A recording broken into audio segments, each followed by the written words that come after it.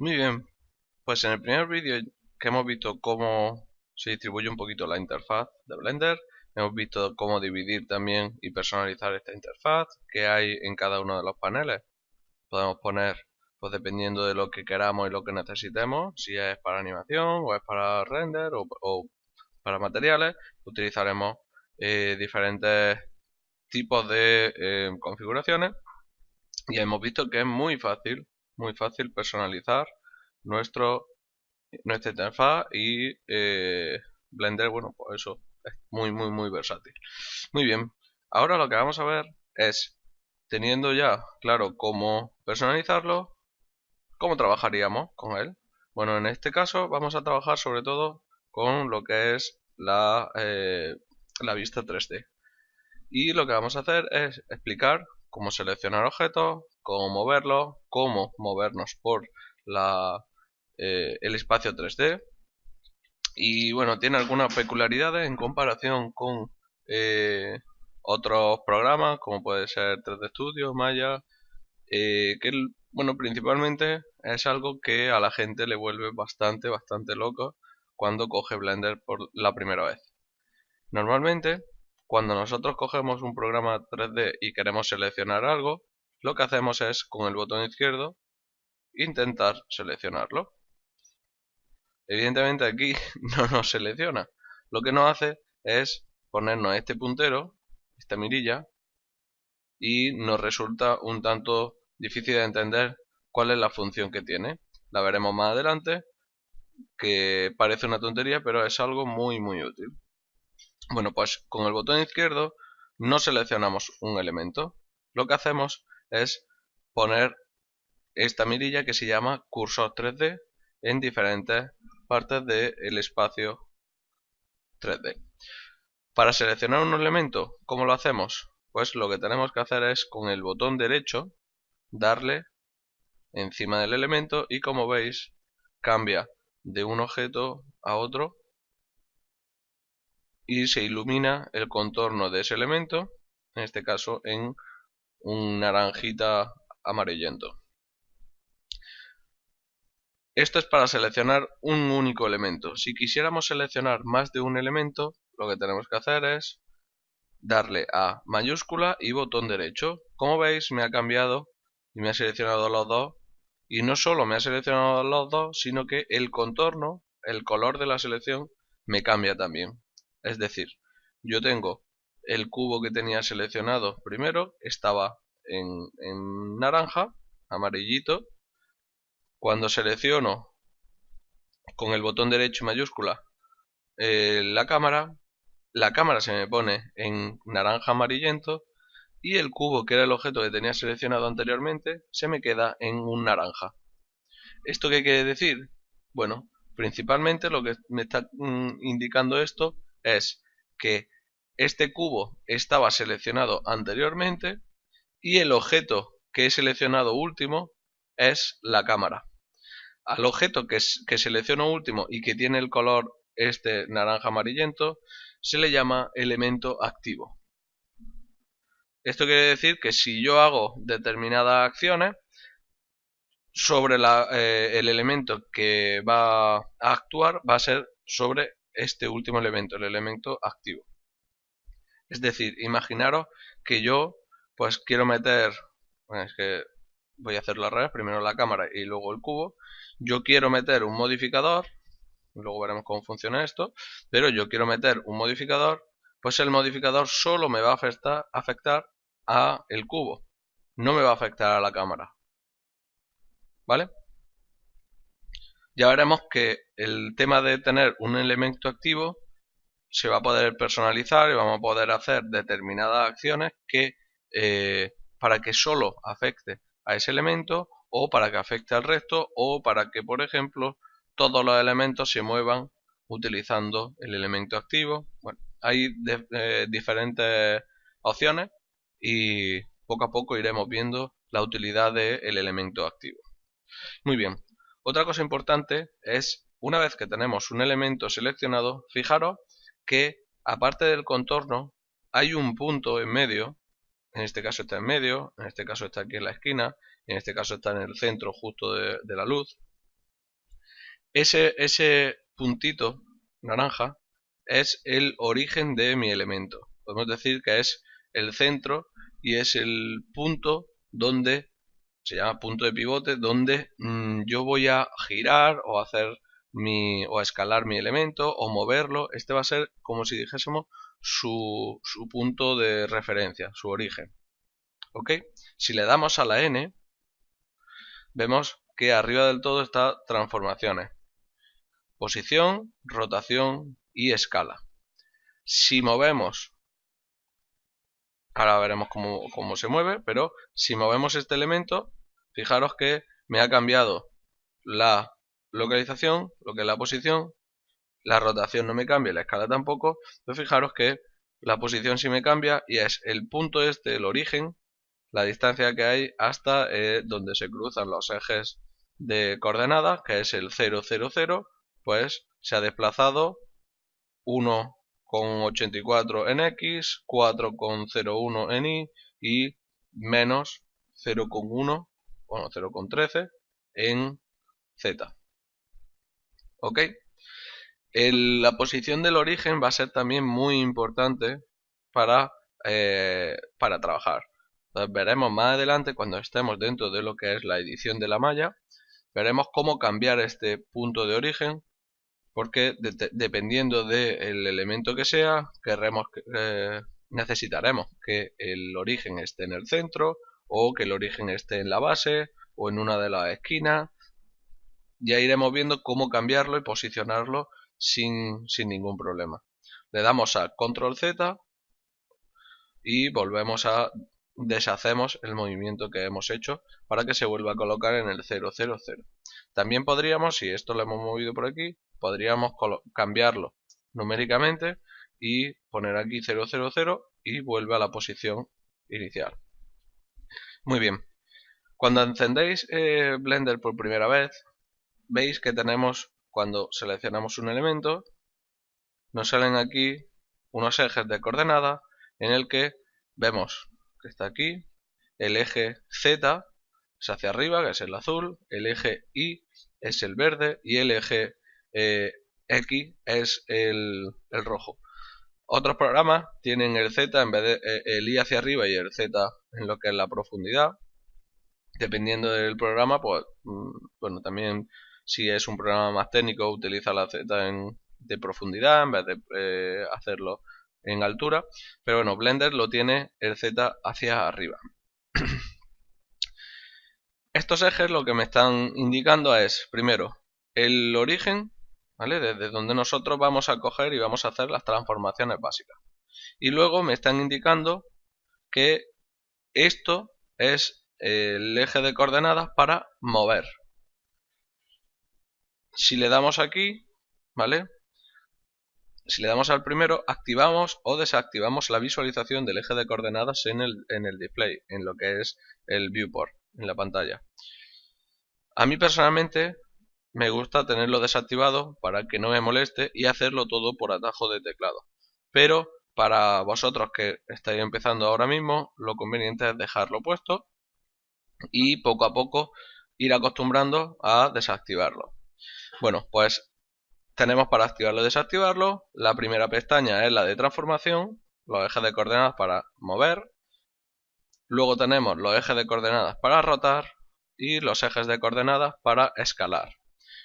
El tema de cómo o qué tipo de orientación va a tener esos ejes lo veremos más adelante, ¿vale? Ahora mismo lo dejamos en global.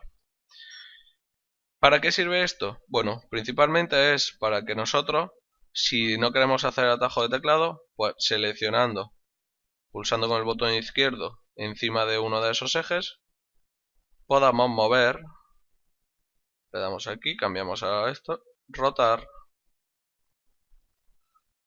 o escalar en determinado eje.